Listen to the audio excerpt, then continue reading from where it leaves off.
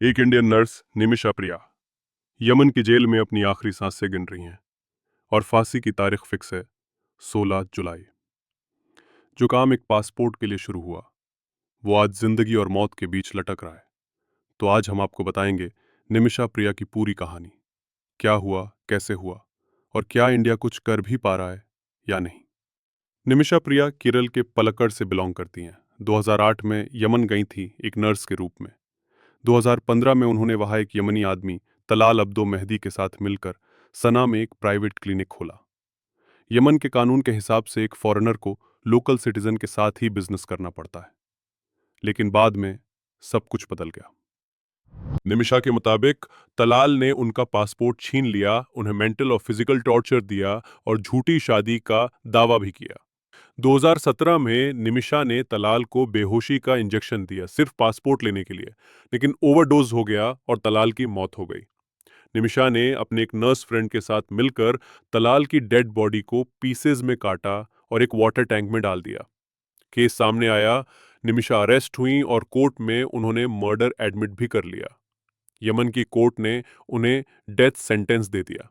उन्होंने trial court के decision को यमन के सुप्रीम कोर्ट में चैलेंज किया, लेकिन जजमेंट वही रहा, डेथ पेनल्टी कंफर्म्ड। उनकी मर्सी पिटिशन भी रिजेक्ट हो चुकी है और अब 16 जुलाई 2025 को उन्हें फांसी दी जा सकती है। अब आपका सवाल हो सकता है, कुछ साल पहले कतर में तो कुछ भारतीयों को फांसी से बचा लिया था भारत सरकार ने, तो फिर यमन में ऐसा क्यों नहीं हो पा रहा?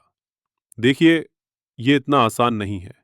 भारत ने कतर में फांसी की सजा पाए 8 भारतीय नौसेना अधिकारियों को बचाने में सफलता इसलिए हासिल की क्योंकि कतर के साथ भारत के मजबूत और औपचारिक कूटनीतिक संबंध हैं, जबकि यमन की स्थिति पूरी तरह अलग और बेहद जटिल है। इंडिया ने यमन के इन्फ्लुएंशियल शेख्स और लोकल ऑफिशियल्स से कांटेक्ट किया। यमन के पब्लिक प्रोसिक्यूटर को लेटर भेजा फांसी रोकने के लिए। कुछ इनफॉर्मल सिग्नल्स आए हैं कि शायद फांसी पोस्टपोन हो सकती है, लेकिन अभी तक कुछ कंफर्म नहीं है। प्रॉब्लम यह है कि जहां निमिषा बंद है वो एरिया हूथी रिबेल्स के कंट्रोल में है। इंडिया का यमन के साथ ऑफिशियल डिप्लोमेटिक रिलेशन भी नहीं है, तो सरकार ने सुप्रीम कोर्ट को बोला, हमारी रीच लिमिटेड है। हमने हर पॉसिबल एफर्ट ट्राई किया, लेकिन अब हाथ बंधे हैं। और सुप्रीम कोर्ट ने सरकार से कहा है कि वो 18 जुलाई को अपडेट दे अपने डिप्लोमेटिक एफर्ट्स का। एक और उम्मीद थी, ब्लड मनी, यानी विक्टिम के परिवार को पैसे देकर माफी लेना। इंडिया और निमिषा का परिवार $1 मिलियन तक देने को तैयार है, लेकिन मेहदी का परिवार कह रहा है, ये हमारे इज्जत का सवाल है, हम पैसे नहीं लेंगे।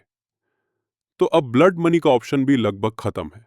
सोचो दोस्तों, एक नर्स जिसने सिर्फ अपनी आजादी के लिए स्ट्रगल किया, आज उसकी जिंदगी 48 घंटे के अंदर खत्म हो सकती है।